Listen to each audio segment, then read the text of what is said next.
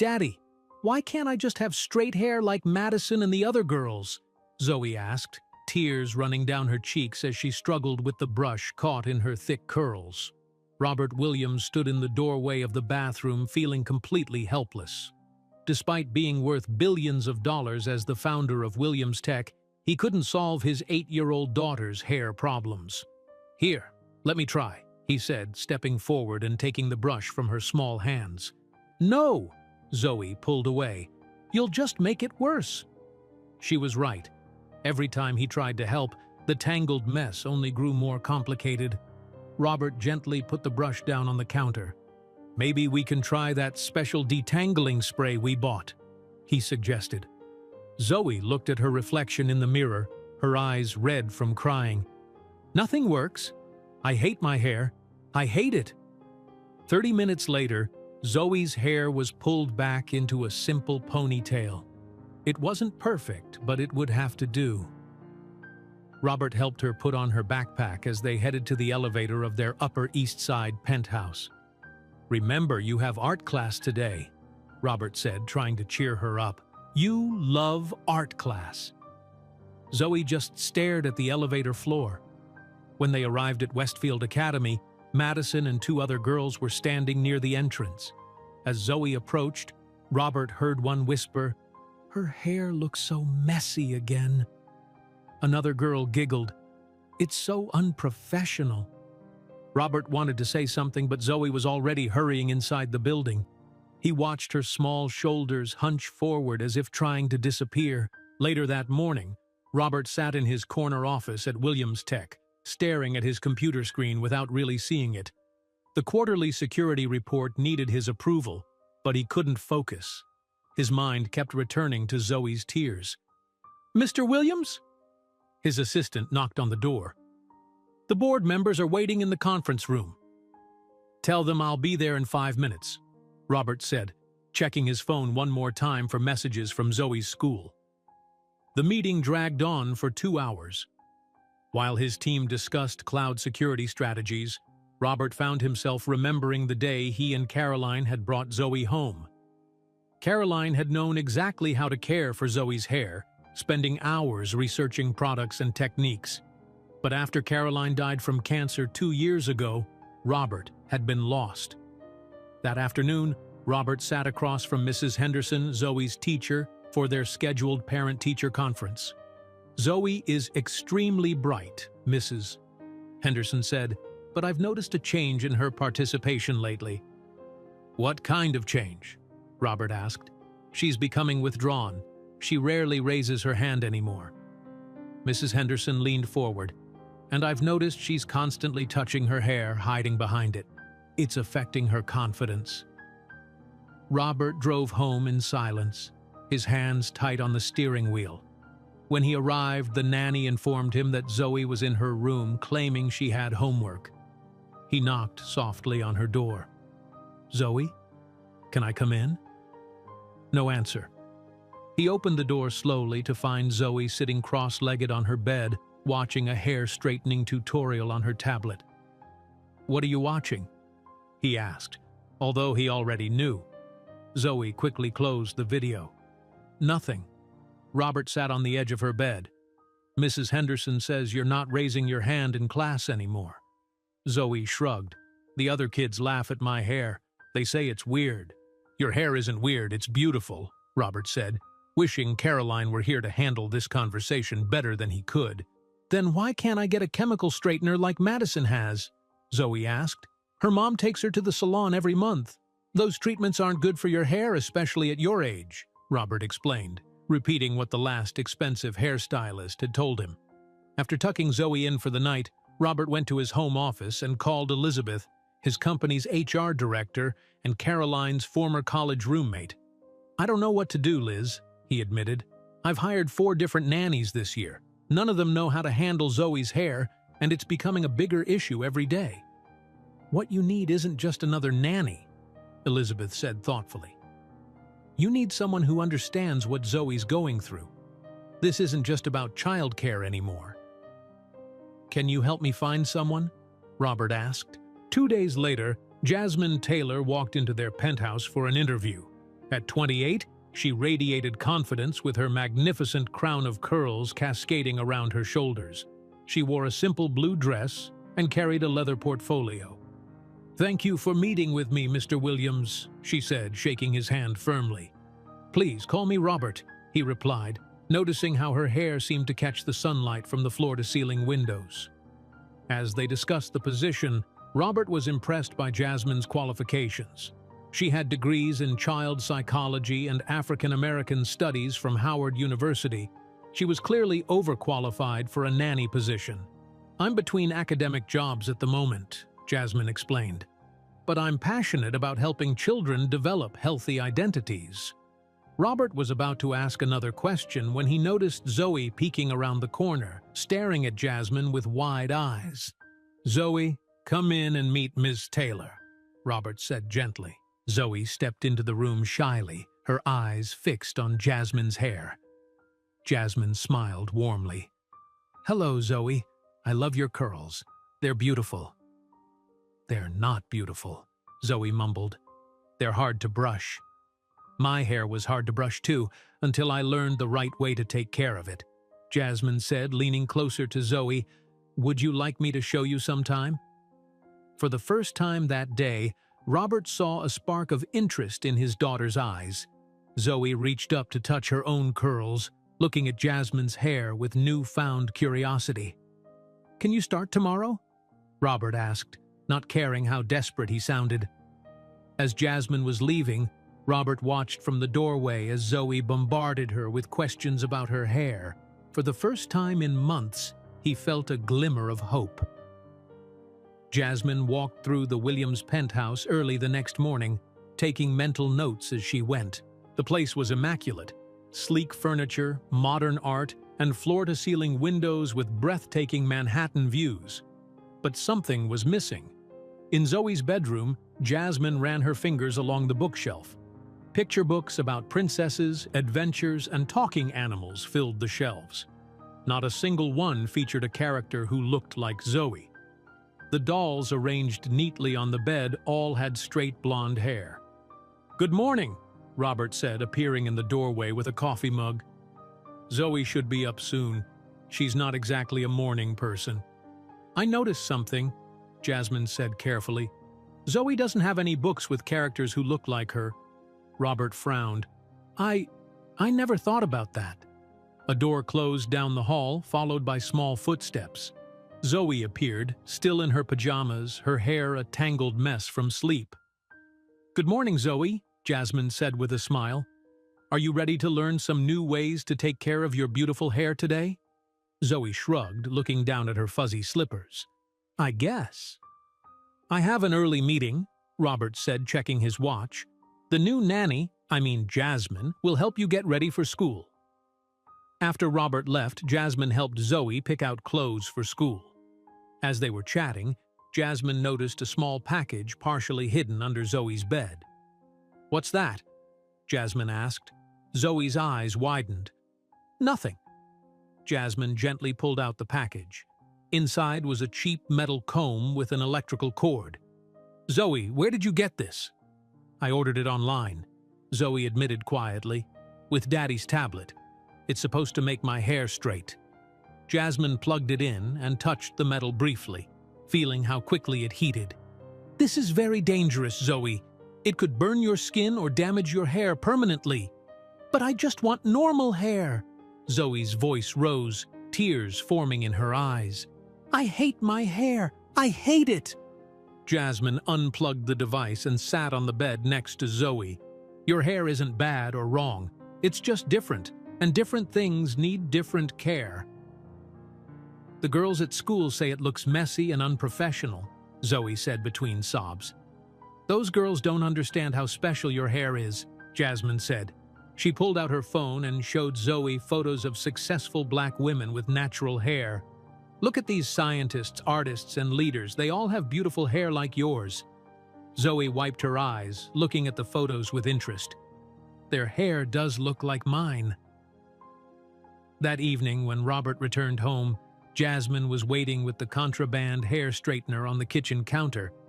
"We need to talk," she said. Robert looked at the device. What is that? A cheap hair straightener Zoe bought online. It could have seriously hurt her. Robert sat down heavily. I had no idea. Is she okay? Physically, yes, but emotionally, she's struggling. Robert, Zoe doesn't have any books, dolls, or images that reflect who she is. She's surrounded by messages that her natural appearance isn't good enough. Robert rubbed his face. I don't know how to fix this. Caroline handled all of that. The adoption agency didn't give us much information about Zoe's background. It was a closed adoption. You don't need to know her exact heritage to help her connect with Black culture, Jasmine said. What she needs is to see positive representations of people who look like her. Robert nodded slowly. Tell me what to do. The next morning, Jasmine introduced a new hair care routine. She set up all the products on the bathroom counter. This is co-washing, she explained to Zoe. It means using conditioner to clean your hair instead of shampoo, which can dry out your curls. Why is my hair so dry? Zoe asked, watching carefully as Jasmine demonstrated. Our hair is different because the natural oils from our scalp have a harder time traveling down curly strands. That's why we need to add moisture. Zoe looked skeptical. But it takes so long. It takes time because your hair is special. Think of it like a plant that needs the right amount of water and sunlight. After school that day, Zoe came home upset. Her hair had gotten wet during swimming class and the chlorine had made it frizzy and dry. The kids laughed at me, she said quietly. That's why we need to learn protective styles, Jasmine said. They keep your hair safe from things like chlorine and wind. Jasmine showed Zoe how to create simple two-strand twists. As they worked, she told stories about traditional African hairstyles. Did you know that in many African cultures, hairstyles told stories?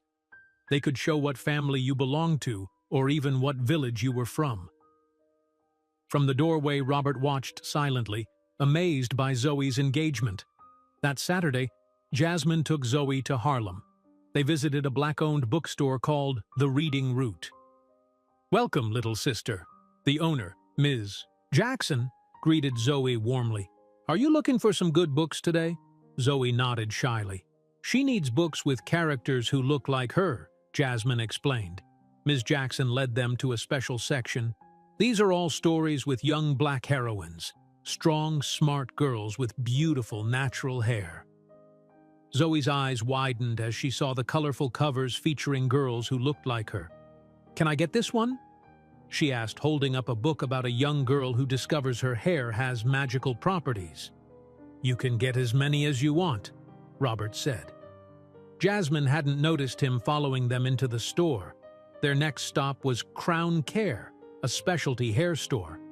The owner, Mr. Davis, greeted them enthusiastically. Well, look at this beautiful young lady. What can we help you with today, Princess? Zoe smiled at being called Princess, perhaps for the first time in her life. We need a complete starter kit, Jasmine said. Wide-tooth comb, satin bonnet, leave-in conditioner. By the time they returned home, Zoe's arms were full of books, and Robert carried bags of hair products. That night, Jasmine helped Zoe arrange her new books on the shelf and organize her hair supplies in the bathroom. As Jasmine was leaving for the evening, she noticed Zoe had fallen asleep with one of her new books open on her chest. For the first time since Jasmine had met her, Zoe was sleeping with a small smile on her face, one hand resting gently on her neatly twisted hair. Robert stood in the hallway outside Zoe's room. Thank you, he whispered. I've never seen her so peaceful. This is just the beginning, Jasmine replied. Tomorrow we'll need to talk about school. There might be some challenges ahead. Robert nodded, his expression serious but determined. Whatever she needs, we'll make it happen. The following Monday morning, Jasmine arrived early at the Williams penthouse. She'd promised Zoe they would try a new hairstyle for school. Zoe sat on a stool in front of her bathroom mirror, excited but nervous. What are we doing today? Zoe asked. Bantu knots, Jasmine explained, sectioning Zoe's hair carefully. This style has been worn by African women for hundreds of years. Zoe watched in the mirror as Jasmine twisted her hair into neat, round knots across her head. Will the kids at school like it? Some might not, Jasmine said honestly, but the most important thing is that you like it. When the style was complete, Zoe turned her head from side to side, examining her reflection. For the first time, she smiled at her own image. "I look pretty," she whispered. Robert appeared in the doorway, coffee in hand. "You look beautiful, Zoe." He turned to Jasmine. "You're amazing with her hair." Zoe's confidence lasted until she reached her classroom at Westfield Academy. Mrs. Henderson looked up from her desk, her eyes widening at Zoe's new hairstyle. "Zoe," Mrs. Henderson said, beckoning her over, "could I speak with you for a moment?" The other students watched as Zoe approached the teacher's desk. "Your hair is very creative," Mrs. Henderson said quietly, "but it might be distracting to the other students. Perhaps you could tone it down tomorrow?" Zoe's shoulders slumped. "Yes, Mrs. Henderson." By the time Robert picked her up that afternoon, Zoe had pulled out most of her Bantu knots, leaving her hair partially undone and messy. She climbed into the back seat of the car without a word. "What happened to your hair?" Robert asked, concerned. Zoe stared out the window. "Mrs. Henderson said it was distracting." Robert's hands tightened on the steering wheel. "She said what?" When they got home, Jasmine was waiting. One look at Zoe's undone hair told her something was wrong. "Mrs. Henderson told her to tone down her hairstyle," Robert explained, his voice tight with anger. Jasmine's expression darkened. "That's hair discrimination." "I'll call the principal," Robert said immediately. "I donate enough money to that school that they should listen." "Wait," Jasmine said. "This is a teachable moment for Zoe." She kneeled down to Zoe's level. "Do you know what discrimination means?" Zoe shook her head. "It means being treated unfairly because of who you are or how you look," Jasmine explained. "And there are laws against it." Together, they sat at Robert's computer and researched the Crown Act, which prohibits discrimination based on hair texture and style. "Several states have passed this law," Jasmine explained. "It means schools and workplaces can't tell people they can't wear their natural hair or protective styles." "So Mrs. Henderson was wrong?" Zoe asked. "Yes," Robert said firmly, "and we're going to make sure she understands that." The next day, Robert and Jasmine met with Mrs. Henderson and Principal Adams. Jasmine brought educational materials about the Crown Act and cultural sensitivity. Zoe's hairstyle wasn't just a fashion choice, Jasmine explained. Bantu knots are a protective style with deep cultural significance. Mrs. Henderson looked uncomfortable. "I didn't mean to offend, I just thought it might be distracting." "Would you have said the same thing about a student with a French braid?" Robert asked. Principal Adams cleared his throat. "Mrs. Henderson will apologize to Zoe. And perhaps, Ms. Taylor, you could give a presentation to our teachers about cultural hairstyles?" Later that week, while Zoe was at her art class, Jasmine organized the girls' room. Under the bed, she found a small notebook with "Private" written on the cover. She knew she shouldn't look, but a page had fallen open. In childish handwriting, it read, "If I was pretty like the other girls, maybe Daddy wouldn't look so sad." Jasmine's heart sank. When Robert came home, she showed him the journal entry. "She thinks your sadness about Caroline is because of her," Jasmine said gently. Robert closed his eyes briefly. "I need to talk to her." That evening, Robert knocked on Zoe's door. "Can I come in? I want to show you something." He sat on her bed and opened a photo album. "These are pictures of your mom and me when we first got you." Zoe looked at the photos of a younger Robert and a beautiful woman with short blonde hair, both beaming at a tiny baby. "Mom was already sick here, wasn't she?" Zoe asked quietly. "Yes," Robert admitted, "but she was also happier than she'd ever been because of you." He turned to face Zoe directly. "I'm not sad because of you, Zoe. I'm sad because I miss Mom. But you're the best thing that ever happened to us." That weekend, They attended a charity gala for the children's hospital where Caroline had received treatment. Zoe wore her hair in twist-outs, a style Jasmine had taught her that week. As they mingled with the crowd, Robert overheard two women talking nearby. "That's Robert Williams and his daughter," one woman whispered. "Is she really his? They look nothing alike."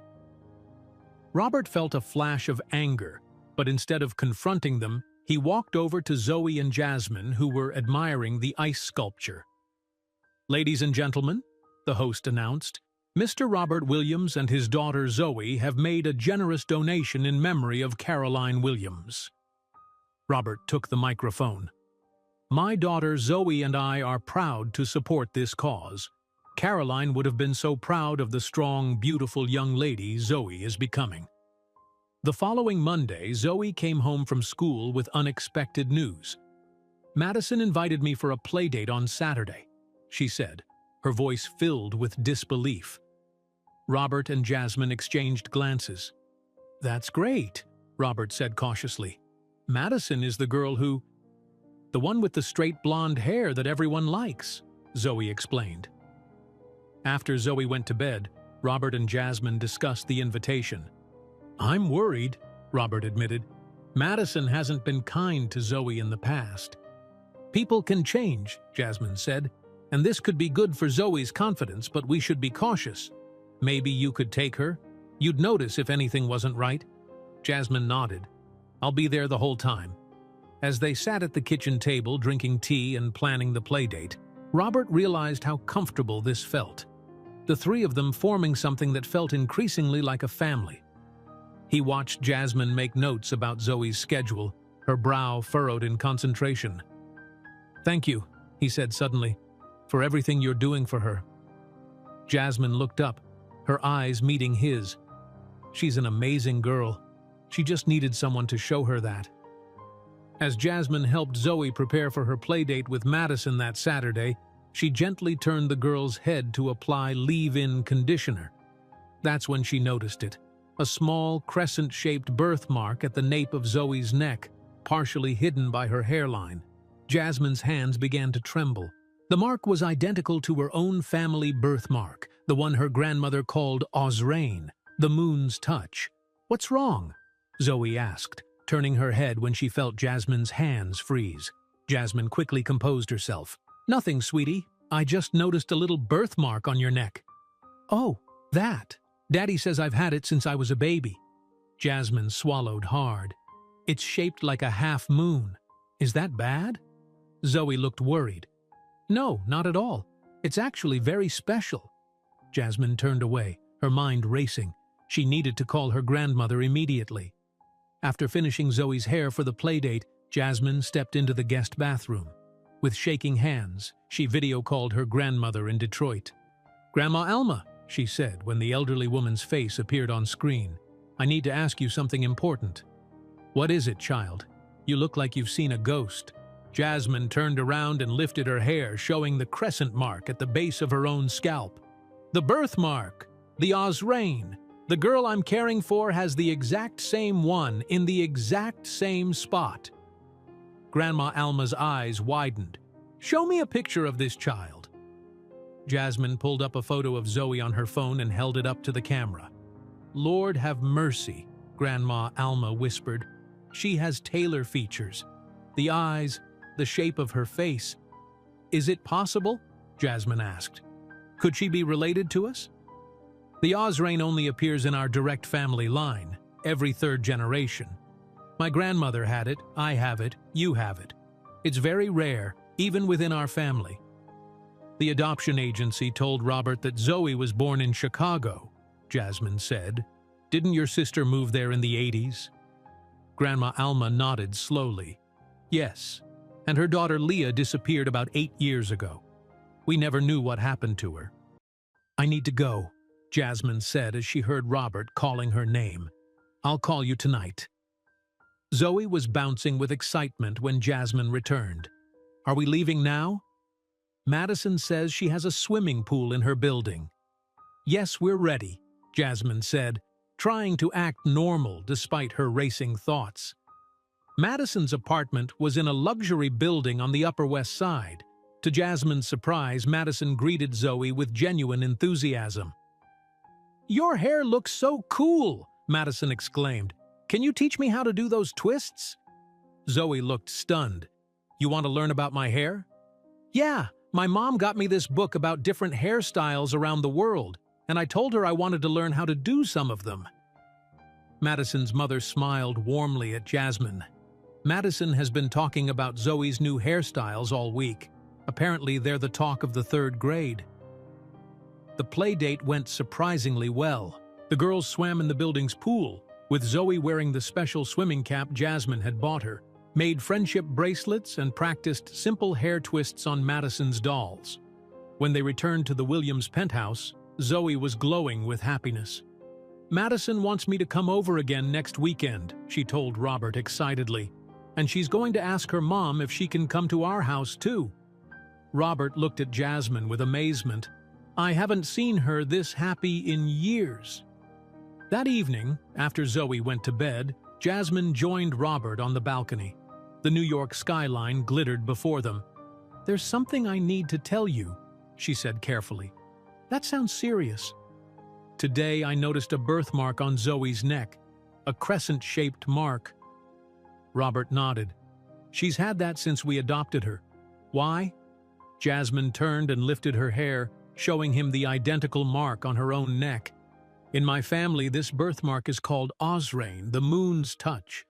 It only appears in my direct family line, every 3rd generation." Robert stared at her, processing her words. "What are you saying?" "I think Zoe might be related to me. My grandmother's sister moved to Chicago in the 1980s. Her daughter Leah disappeared around the time Zoe would have been born." Robert sat down heavily in one of the balcony chairs. That's not possible." "Robert, how much do you know about Zoe's birth mother?" He rubbed his face with his hands. "Not much. The adoption it wasn't entirely by the book." "What do you mean?" "Caroline had connections at the agency. There was a young mother who needed to place her baby quickly. Some of the documentation was incomplete." Jasmine sat down across from him. "We need to know more, for Zoe's sake." The next morning, Zoe came running into the kitchen with exciting news. "Mrs. Peterson chose me to be Rapunzel in the school play," she announced. "That's wonderful," Robert said, picking her up in a hug. "But," Zoe's smile faded, "Mrs. Peterson says I need to wear a blonde wig because Rapunzel has long blonde hair." Jasmine and Robert exchanged glances. "How do you feel about that?" Jasmine asked gently. Zoe shrugged. "I don't know. I guess Rapunzel has to have blonde hair." "Actually," Jasmine said, "stories can change. What if Rapunzel had beautiful curly hair like yours?" Zoe's eyes widened. "Can Rapunzel have curly hair?" "Why not?" Robert said. "It's a school play. You could suggest a modern version of Rapunzel." "Really?" Zoe looked hopeful. "Could you help me write it, Jasmine?" "Of course. We can work on it together." Later that day, while Zoe was at her piano lesson, Robert showed Jasmine the adoption files he kept in his home safe. "This is everything I have," he said, spreading the papers on his desk. "The birth mother's name is blacked out on most documents." "Why was the adoption rushed?" Jasmine asked, examining the papers. Robert hesitated. "Caroline was already sick when we adopted Zoe. The doctors had just diagnosed her breast cancer. We'd been trying to adopt for years, and this opportunity came suddenly. Caroline was afraid she wouldn't live to see Zoe grow up." "I'm sorry," Jasmine said softly. "That must have been very difficult." Caroline wanted to give Zoe a complete family history, but there wasn't much information. The agency said the birth mother was very young and wanted a closed adoption with no contact. That night, after everyone had gone to bed, Jasmine sat with her laptop researching her family tree. She focused on her grandmother's sister who had moved to Chicago and her niece Leah. She found old social media profiles and public records. Leah Taylor had indeed lived in Chicago 8 years ago. She would have been 18 at the time. Young, maybe too young to raise a child alone. Jasmine stared at an old photo of Leah she found online. The resemblance to Zoe was subtle but undeniable. The same shape of the eyes, the same curve of the cheekbones. Her phone rang, startling her. It was Grandma Alma. "I found something," her grandmother said without greeting. "A letter from Leah to her mother, your great-aunt. She wrote that she was pregnant and scared. The letter was returned unopened. Your great-aunt had moved by then." "Where is Leah now?" Jasmine asked. "No one knows." "But Jasmine, if this little girl is Leah's daughter, that makes her your second cousin once removed. She's family." "I know," Jasmine whispered, looking at the side-by-side photos of herself as a child and Zoe. The similarities were striking. "But how do I tell Robert?" The next morning, Jasmine received an urgent call. Her grandmother had been taken to the hospital in Detroit. "I need to go," she told Robert as he made breakfast for Zoe. "My grandmother had a heart episode. She's stable, but she's all the family I have." "Of course you should go," Robert said immediately. "Take as much time as you need." Zoe looked up from her cereal, worry on her face. "But who will help with my hair?" "Daddy will," Jasmine said, though she saw panic flash across Robert's face. "I'll write down all the steps and you can video call me if you need help."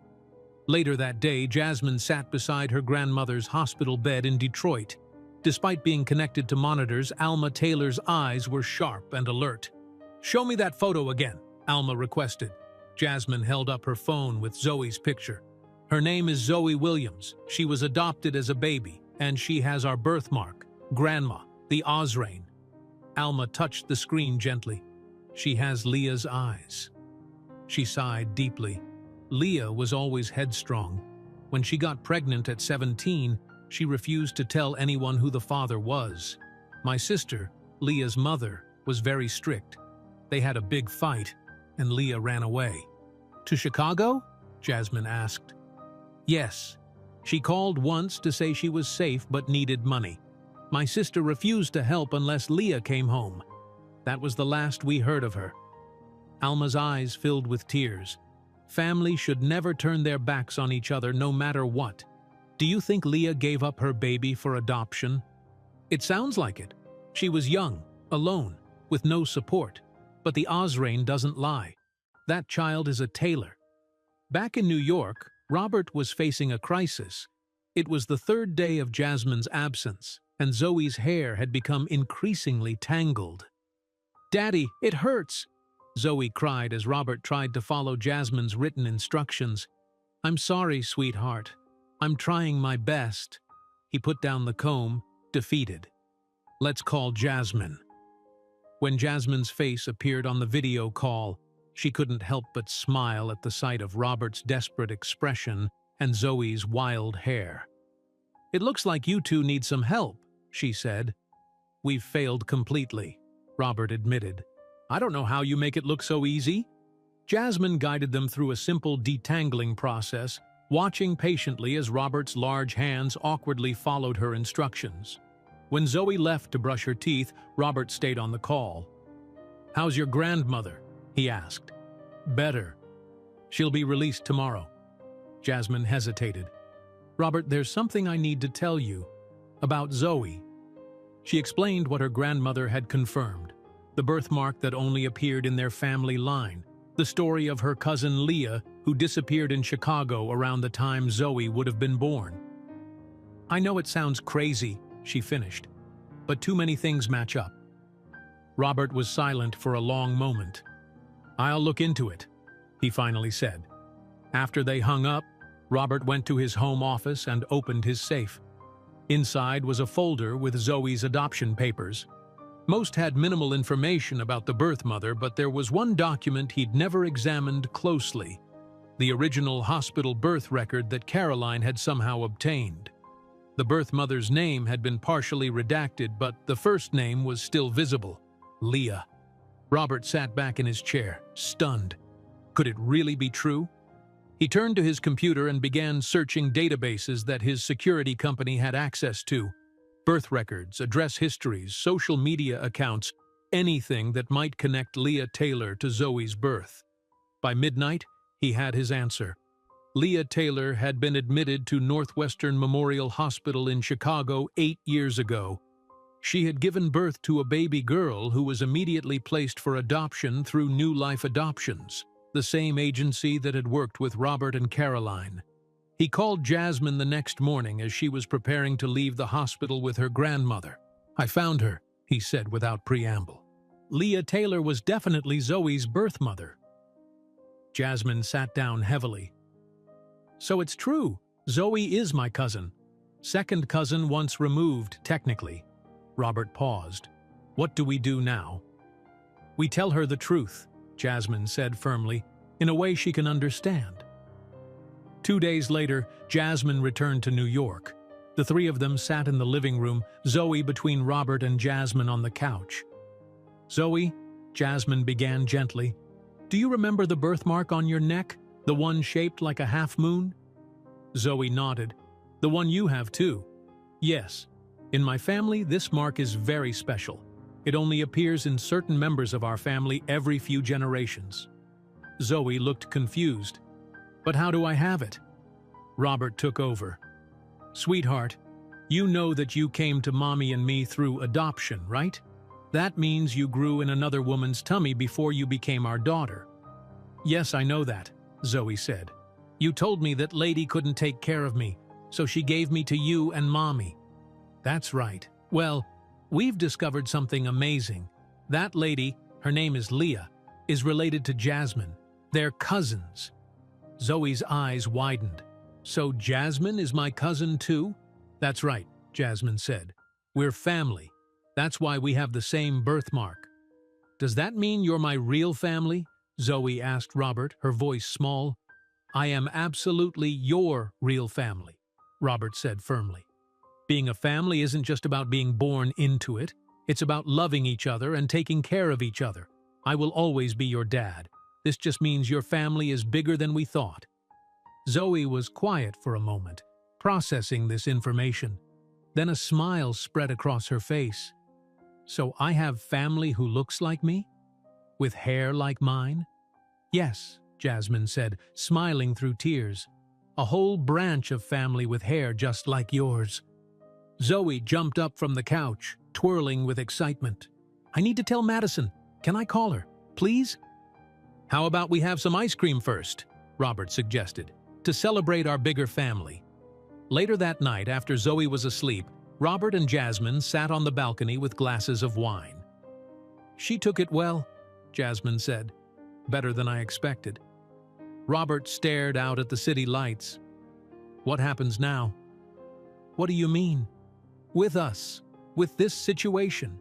You're her family by blood. I'm her family by law. It's complicated." "It doesn't have to be," Jasmine said. "We both want what's best for Zoe." "There could be legal issues," Robert said. "The adoption agreement had a no-contact clause with the birth family." "I never knew about Zoe until now," Jasmine pointed out. "Neither did my grandmother. We weren't trying to violate anything." Robert nodded slowly. "I need to talk to my attorney.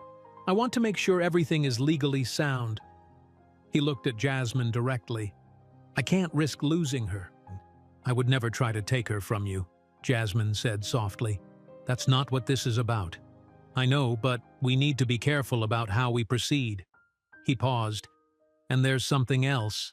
Something I'm not sure how to say." "What is it?" Robert looked away. "I've been having feelings for you. Feelings that now seem inappropriate, given that you're Zoe's relative." Jasmine was silent, her own complicated emotions swirling inside her. "I've been having feelings for you too," Jasmine admitted after a long silence. "But you're right, this complicates everything." The next morning, Robert called his attorney, Marcus Bailey, and scheduled an urgent meeting. The polished law office in Midtown Manhattan was a stark contrast to Robert's emotional turmoil. "Let me get this straight," Marcus said, looking over his glasses. "Zoe's nanny turns out to be her biological cousin, and the adoption agreement had a strict no-contact provision with the birth family? That's correct, Robert said. But Jasmine didn't know about the connection when I hired her. Marcus flipped through the adoption papers. This could be problematic. The court might view this as a violation of the agreement, even if it was unintentional. What's the worst-case scenario? Robert asked. If someone wanted to make trouble, they could petition to invalidate the adoption. Marcus held up his hand when he saw Robert's expression. I'm not saying that would succeed, but legal battles are expensive and draining. What do you recommend? Distance. Keep the relationship professional until we can figure out how to approach this legally. When Robert returned home, Jasmine was helping Zoe practice her lines for the school play. The new version of Rapunzel featured a princess with natural curly hair who used her strong locks to climb down from the tower. How did it go with your lawyer? Jasmine asked when Zoe went to get a snack. Not great, Robert admitted. He thinks we need to be careful. The adoption agreement could be at risk. Jasmine nodded, her face serious. I've been thinking about that. I should probably find my own place. You don't have to leave, Robert began. It's for the best, Jasmine interrupted. I can still see Zoe regularly, but as her cousin, not as her nanny. It will make things clearer legally. That night, after Zoe was asleep, Jasmine sat in her room searching for apartments on her laptop. She found several options in Harlem, not too far from the Williams penthouse.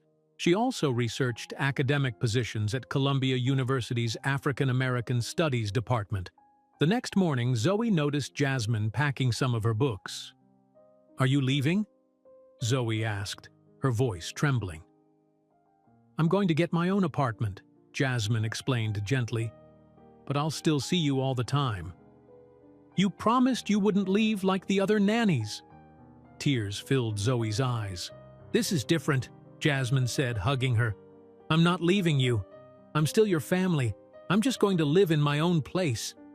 But why can't you stay here? Don't you like us anymore? Robert appeared in the doorway, having heard Zoe's raised voice. Zoe, Jasmine isn't leaving because she doesn't like us.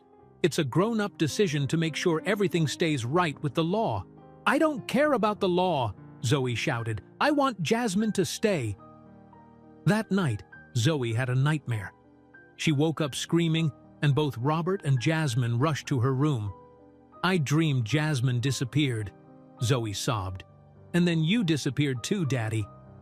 That's not going to happen, Robert promised, stroking her hair. We're both here for you. After Zoe fell back asleep, Robert and Jasmine sat in the kitchen drinking tea. We need to figure this out, Robert said. She's scared. I know, Jasmine agreed. Let's make a plan that puts her first. They agreed on a new arrangement.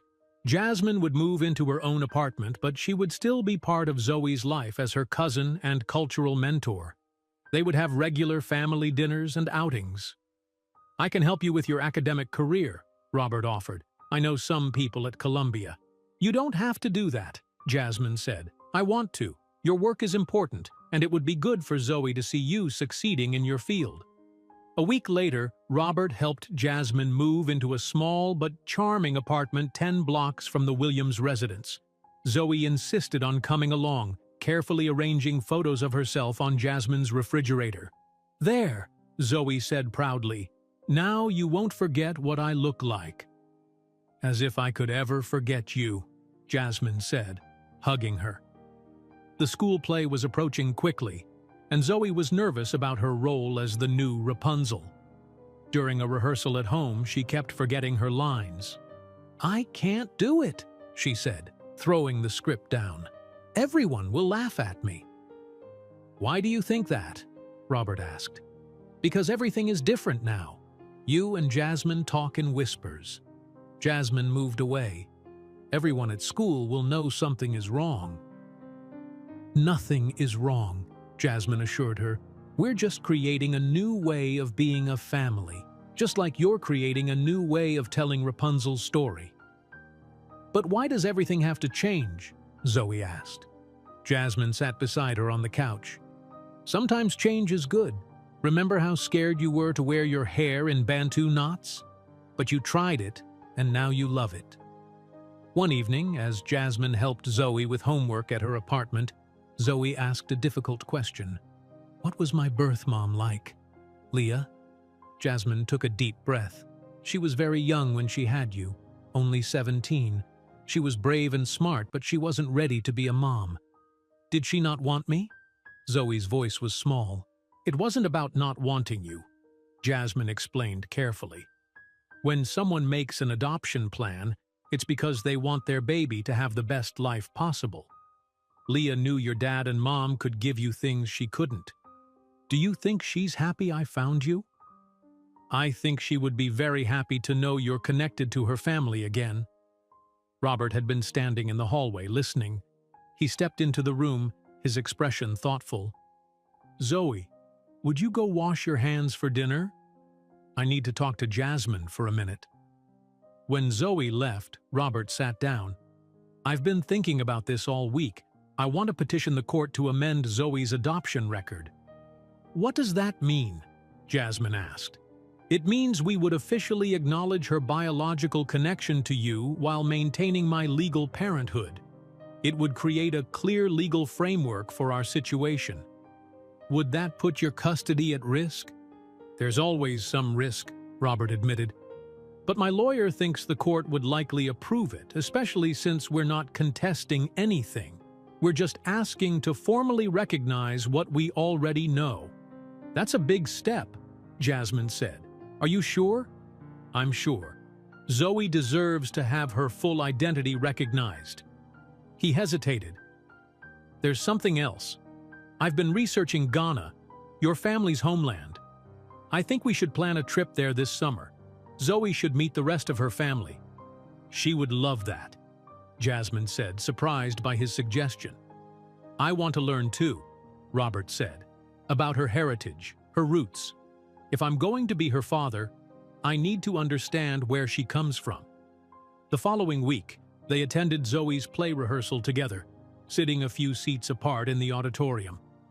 On stage, Zoe delivered her lines with growing confidence.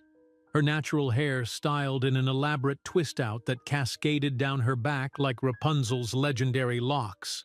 "She's amazing," Jasmine whispered. "She is," Robert agreed. "I've been thinking about that summer trip to Ghana you mentioned. I think it's time Zoe meets the rest of her family." Preparations for the Ghana trip began immediately. Jasmine spent her evenings on video calls with relatives she hadn't seen in years, showing them photos of Zoe and explaining the incredible discovery. "She has the Osrain Auntie Nana," Jasmine said to her mother's cousin in Accra. "Exactly like mine and Grandma Alma's." The older woman on the screen leaned forward. "Send me more pictures. I want to see this child who has found her way back to us." Meanwhile, Robert met with his legal team to discuss the petition to amend Zoe's adoption record. The conference room at his attorney's office was filled with legal experts. "The petition has been filed," Marcus explained, "but the court has assigned an evaluator to assess the situation. Standard procedure, but it could slow things down." "Who's the evaluator?" Robert asked. "Harriet Winters. She's been in family court for 20 years. Marcus hesitated. "She tends to be very traditional in her views on family structure." Robert frowned. "What does that mean for us?" "It means we need to present our case carefully. She'll want to interview all of you, observe your interactions, and make a recommendation to the court." That evening, Robert signed up for a Ghanaian cultural education class at the African Cultural Center in Brooklyn. Twice a week, he sat among students half his age taking detailed notes about Ghana's history, customs, and basic Twi phrases. "Why are you learning about Ghana?" asked the instructor, Mr. Owusu, after the third class. "My daughter is partly Ghanaian," Robert explained. "I want to understand her heritage." Mr. Owusu smiled. "That's not something I hear often from adoptive parents. Your daughter is fortunate." At home, Robert surprised Zoe by redecorating her bedroom. He replaced her old princess bedspread with beautiful kente cloth patterns. The walls now featured framed photographs of Ghanaian landscapes and art pieces. "Do you like it?" he asked nervously as Zoe stood in the doorway. Zoe walked slowly around the room, touching each new item with wonder. She stopped at a small wooden stool carved with intricate symbols. "What's this?" she asked. "It's an Ashanti stool. Each symbol tells a story about wisdom and strength." Robert pointed to the symbols. "I'm still learning what they all mean." Zoe threw her arms around him. "I love it, Daddy." At school, Zoe's teacher announced a Cultural Heritage Day project. Each student would present something special about their cultural background. "What should I do my project on?" Zoe asked during their weekly family dinner at Jasmine's apartment. "You could present about your Ghanaian heritage," Jasmine suggested. "I can help you with a traditional dance or hairstyle." "Can I wear real Ghanaian clothes?" Zoe's eyes lit up. "Absolutely," Jasmine said. "I have a child-sized kente cloth my grandmother sent." The next weekend, Jasmine taught Zoe a simple Ghanaian dance while Robert recorded it on his phone. "My feet keep getting mixed up," Zoe said, frustrated. "Don't worry," Jasmine encouraged. "It took me weeks to learn this when I was your age." As Zoe practiced, Jasmine worked on a detailed family tree document for the court case. She discovered that Leah now lived in Minneapolis with a husband and 2 younger children who knew nothing about Zoe. "Should we contact her?" Jasmine asked Robert as they watched Zoe practice her dance. "I don't know," Robert said. "What if she wants to reopen the adoption? Or what if she wants nothing to do with Zoe? Either way, someone gets hurt. We should at least let her know about the court petition. She has a right to know." The day before Zoe's Cultural Heritage Day presentation, a formal letter arrived from the court. Mrs. Winters would be visiting their homes the following week. "She'll observe how we interact," Robert explained to Zoe. "She's helping the judge understand our special family." "Will she decide if Jasmine can stay in my life?" Zoe asked. "She'll make a recommendation to the judge," Robert said carefully. "But we're going to show her how well our arrangement works." Zoe's Cultural Heritage Day was a triumph. Dressed in a colorful kente cloth outfit with her hair styled in traditional Bantu knots, she stood confidently before her class. "My name is Zoe Williams, and I recently discovered I am part Ghanaian," she began. "Ghana is a country in West Africa with a rich history. My ancestors were part of royal families who wore special clothes called kente cloth, like what I'm wearing today." She demonstrated her dance and explained the significance of her hairstyle. When she finished, her classmates applauded enthusiastically. Even Madison seemed impressed. "Your hair looks so cool with those knots," Madison said afterward. "Can I touch one?" "Sure," Zoe said proudly. "They're called Bantu knots. They've been worn by African women for hundreds of years." The following Monday, Mrs. Winters arrived at the Williams penthouse. She was a tall woman with silver hair pulled into a tight bun. Her expression remained neutral as she inspected the home. "I see you've incorporated African elements," she noted, looking at the new decorations. "Yes, we're learning about Zoe's Ghanaian heritage," Robert explained. Mrs. Winters made notes on her clipboard. "I'd like to speak with each of you individually, beginning with you, Mr. Williams."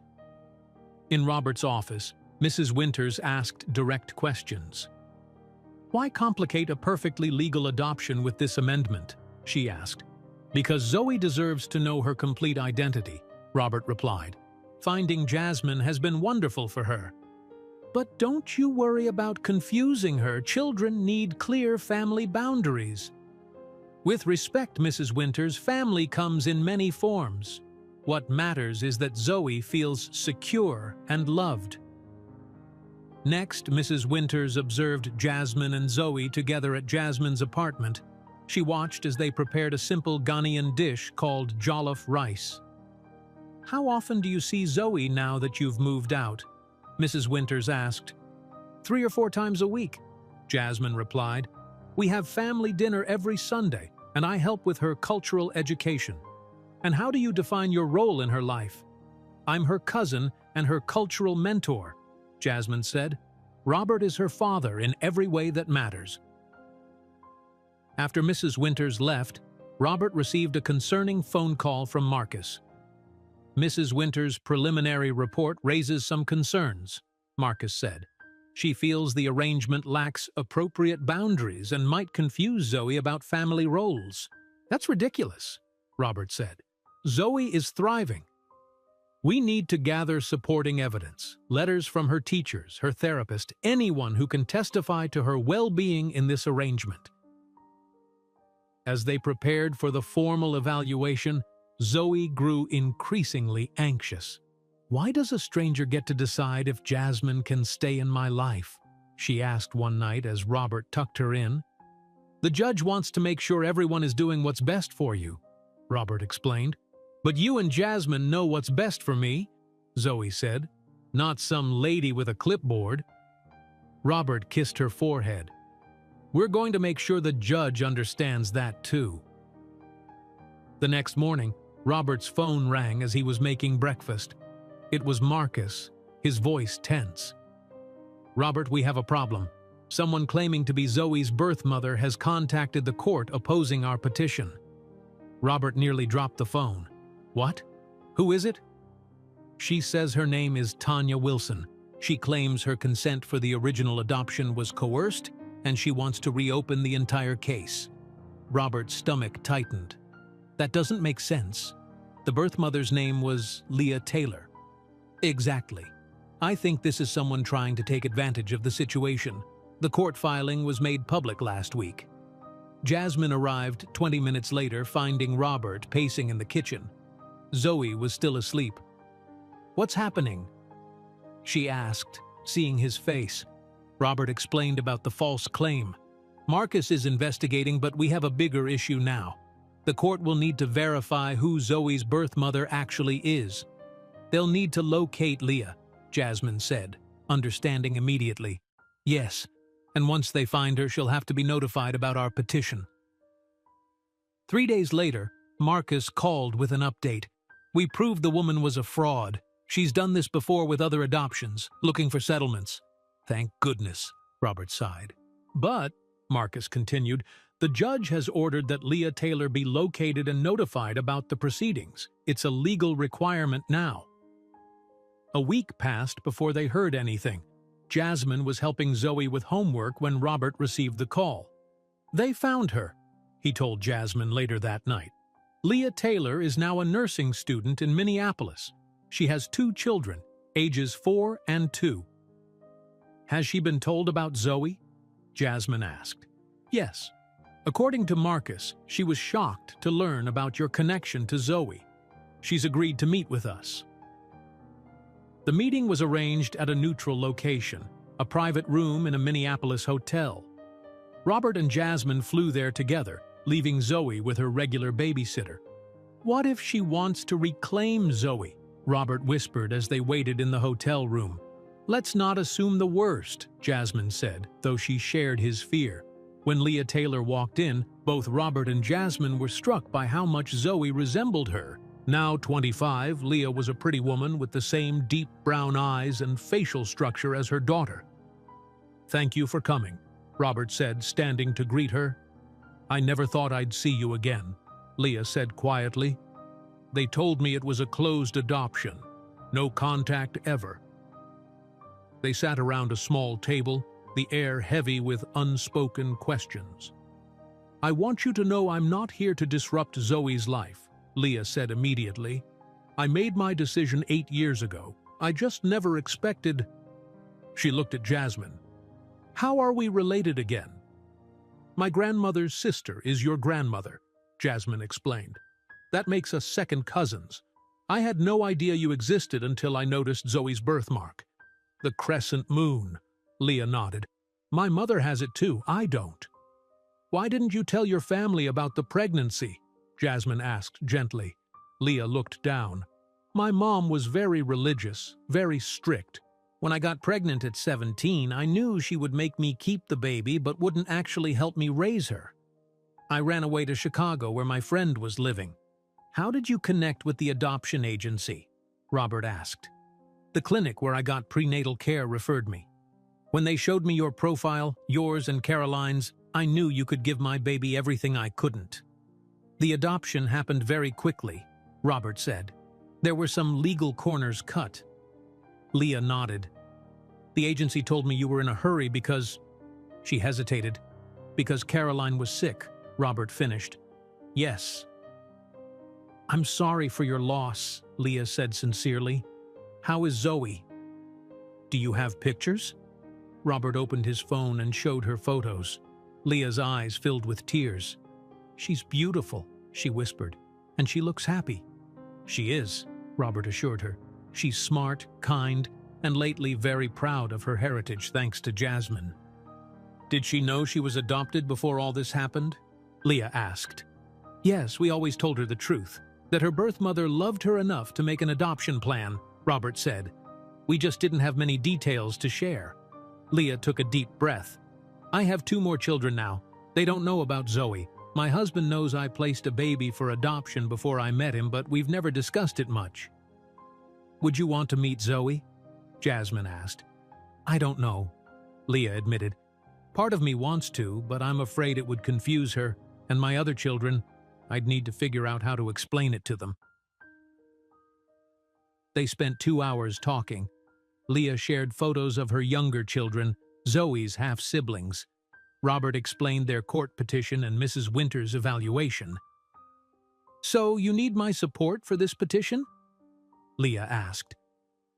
It would help, Robert said, but we understand if you're not comfortable. I'll do it, Leah said firmly. If Zoe has found her family, her blood family, that's a good thing. I always hoped she'd have a better life than I could give her. This seems like part of that. When they returned to New York, Mrs. Winters had completed her evaluation. To their surprise, her final report was more positive than her preliminary findings. She acknowledges that while our arrangement is unusual, it clearly benefits Zoe, Marcus told them. She's recommending approval of the petition with certain conditions regarding legal guardianship. What kind of conditions? Robert asked.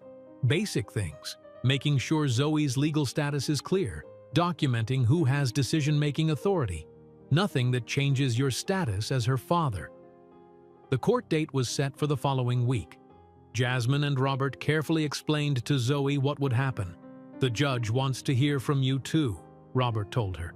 Just a few questions about how you feel about everything. Will I have to see the judge alone? Zoe asked nervously. No, we'll be right there with you, Jasmine assured her. On the day of the hearing, they dressed Zoe in a pretty blue dress with her hair styled in neat twists. The courtroom was smaller than Robert expected, with dark wood panels and American flags. Judge Martinez was a middle-aged woman with kind eyes. This is an unusual case, she said after reviewing the documents. I'd like to hear from each of you, starting with Ms. Taylor. Jasmine stood and explained how she discovered her connection to Zoe and what it meant for both of them. Robert spoke next about his commitment to Zoe and his desire to honor her full identity. Mrs. Winters presented her recommendation, noting that while the situation was unconventional, it served Zoe's best interests. Then the judge asked Zoe to come forward. Zoe, I just have a few questions for you. Is that okay? Zoe nodded, clutching her hands together. How do you feel about Ms. Taylor being part of your family now? I love it, Zoe said simply.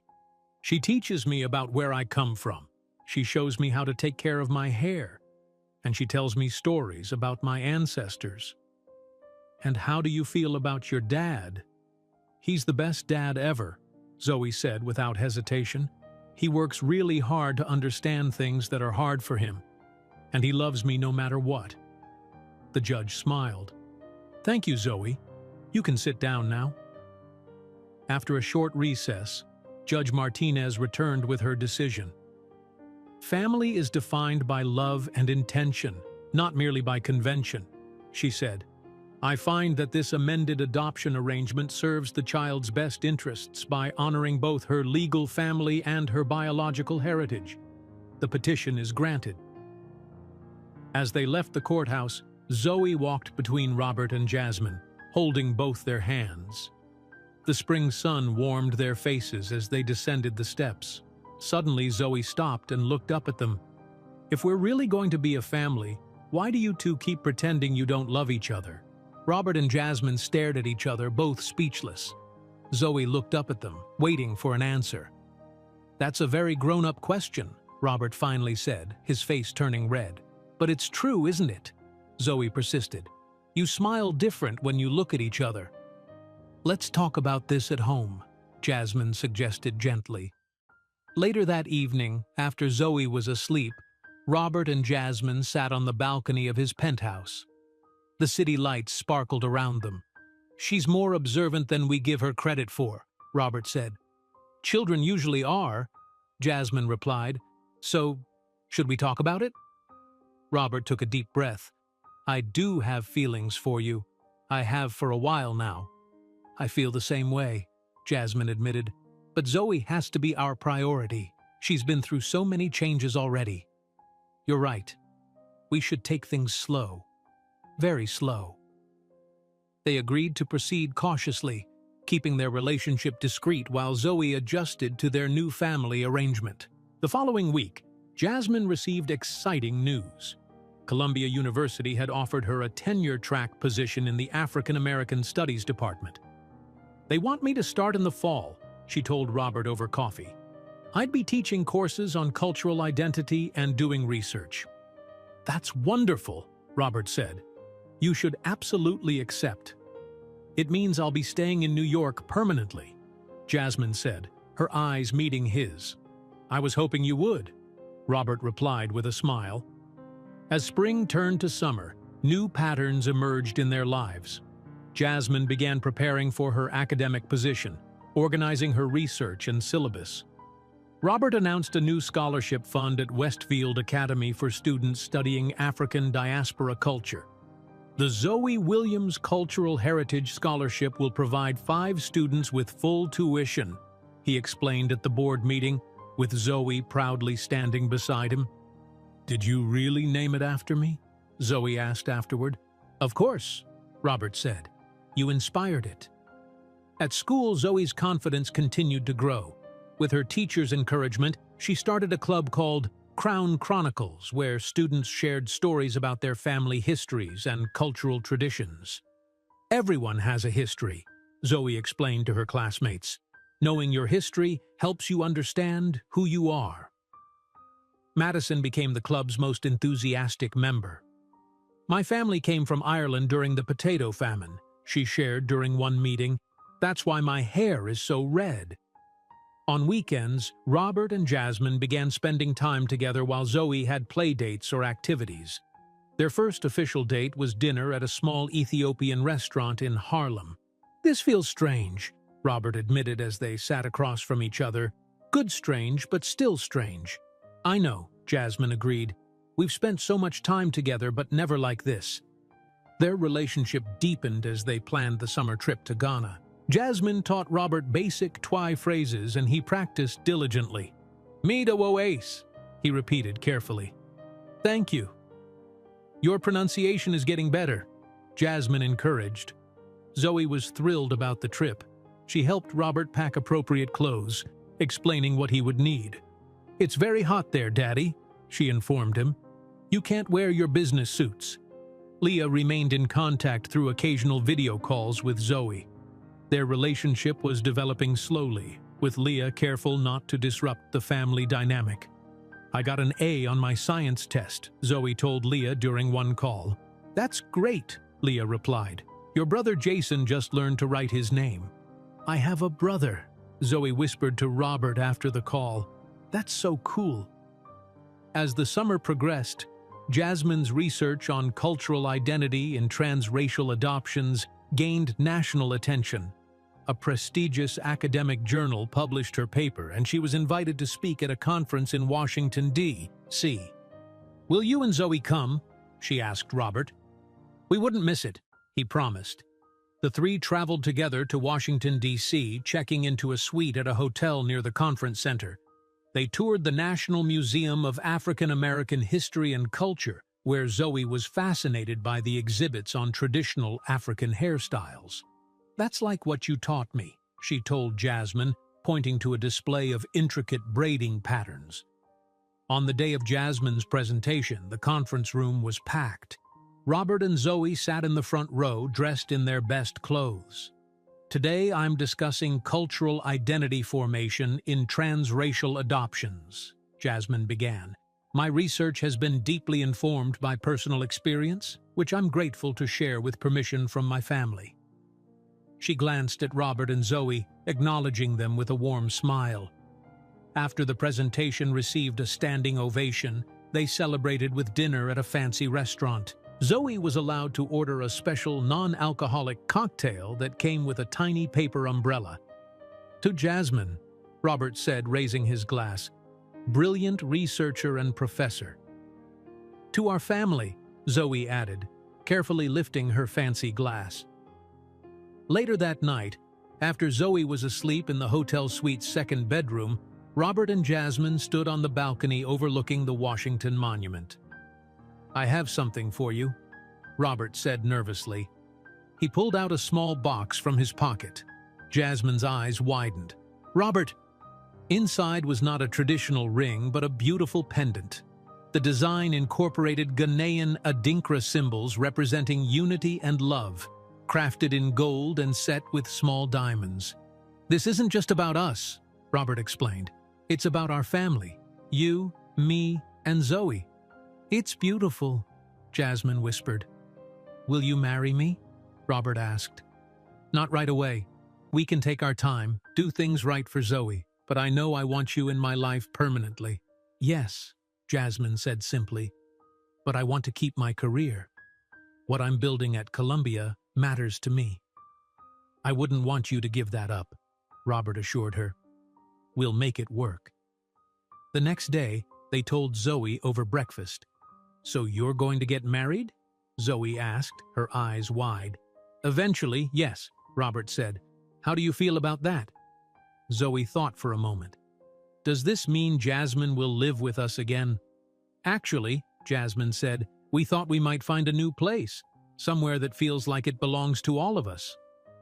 "Can I help choose it?" Zoe asked excitedly. "Of course," Robert said. "It's your home too." Back in New York, they began looking at properties. Robert's penthouse was luxurious but felt too much like his space alone. Jasmine's apartment was too small for 3 people. "What about Brooklyn?" Jasmine suggested. "There are beautiful brownstones there." "Or Harlem," Robert said. "You love the community there." Zoe created detailed drawings of her ideal home, including rooms for visiting relatives from Ghana and a special area for hair care supplies. "And we need a big kitchen," she insisted, "for cooking Ghanaian food." One Sunday, they visited a restored brownstone in Harlem. The 4-story home had high ceilings, a modern kitchen, and a small garden in the back. "What do you think?" the real estate agent asked. Zoe ran from room to room, imagining where everything would go. "It's perfect!" Robert looked at Jasmine, who was admiring the built-in bookshelves. "Could you see us here?" "Yes," she said. "It feels right." That evening, they made an offer on the house. As they walked back to the car, Zoe skipped ahead, chattering excitedly about paint colors and furniture. "She's happy," Robert observed. "We all are," Jasmine replied, squeezing his hand. "It's been quite a journey from that first morning when I saw her struggling with her hair.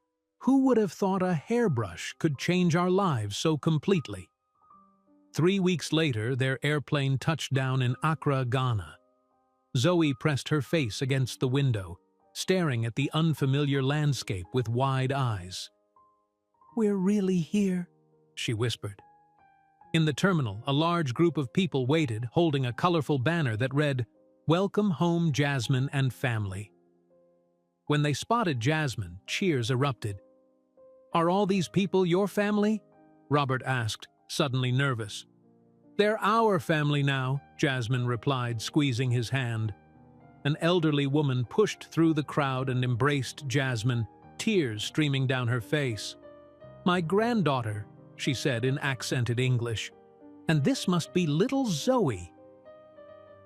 Grandma Alma had flown in from Detroit the previous week to help prepare for their arrival. She knelt down to Zoe's level. "Let me look at you, child." She gently turned Zoe's head, examining the crescent birthmark. "The Osrine. You are truly one of us." Zoe was overwhelmed by the attention but managed a shy smile. "Hello." The family traveled in a convoy of cars to a compound in a residential area of Accra. Several small houses surrounded a central courtyard where tables were set up for a feast. "All this is for us?" Robert asked, amazed at the elaborate welcome. "Family is everything here," Jasmine explained, "and Zoe's return is a cause for great celebration." During their first few days, Jasmine's relatives took turns hosting them for meals and sharing family stories. Zoe collected small gifts from everyone: beads, fabrics, and small wooden carvings. On their fourth day, Jasmine's elderly uncle, who was a respected elder in their community, announced it was time for Zoe's naming ceremony. "What's a naming ceremony?" Zoe asked nervously. "It's a tradition," Jasmine explained. "You'll receive a Ghanaian name that connects you to your ancestors." The ceremony took place at sunrise in the courtyard. Zoe wore a special white dress that Jasmine's aunts had made for her. Uncle Kwame, dressed in traditional kente cloth, led the ceremony. "This child has journeyed far to find her way back to us," he announced to the gathered family. "Today we welcome her with a name that honors her spirit and her ancestors." He sprinkled water on Zoe's forehead and feet, then offered her a sip of sweetened water. "I name you Akosua Abena," he declared, "born on Sunday and returning to her ancestors." The family repeated her new name, clapping and singing. Zoe beamed with pride. "Do I have to use this name all the time?" she whispered to Robert. "No, sweetheart," he reassured her. "It's a special name for special occasions." While Zoe spent her days learning from the women of the family, Robert found unexpected connections with Jasmine's male relatives. Her cousin Kofi, a software engineer, was fascinated by Robert's work in cloud security. "Your company's encryption protocol is revolutionary," Kofi said as they shared drinks one evening. "You know about Williams Tech?" Robert asked, surprised. "Of course. I've studied your methods. The tech community in Ghana is small but growing rapidly." By the end of the first week, Robert was joining the men for early morning walks and learning Twi phrases beyond the basics Jasmine had taught him. "Your pronunciation is terrible," teased Jasmine's brother-in-law, "but your effort is respected." Meanwhile, Zoe absorbed everything about her heritage. She learned to prepare traditional foods like fufu and groundnut stew. She practiced local dance steps and songs. But what fascinated her most were the intricate braiding patterns the women created. "Your hair is perfect for these styles," said Jasmine's cousin Amma, as she taught Zoe a traditional braiding pattern. "Strong and thick, just like your great-grandmother's." Zoe spent hours with the female relatives, learning techniques passed down through generations. By the end of their second week, she could create simple patterns herself. "Daddy, look what I did!" she exclaimed, showing Robert a neat row of braids she had created on a younger cousin's hair. "That's incredible," Robert said, genuinely impressed. "You're a fast learner." Their 3 weeks in Ghana transformed all of them. Zoe gained an unshakable sense of belonging.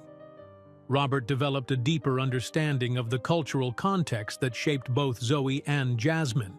And Jasmine reconnected with roots she had only experienced through her grandmother's stories. On their final night, the family gathered for a farewell celebration. Zoe, now comfortable with her extended family, danced in the center of the circle, her movements confident and joyful.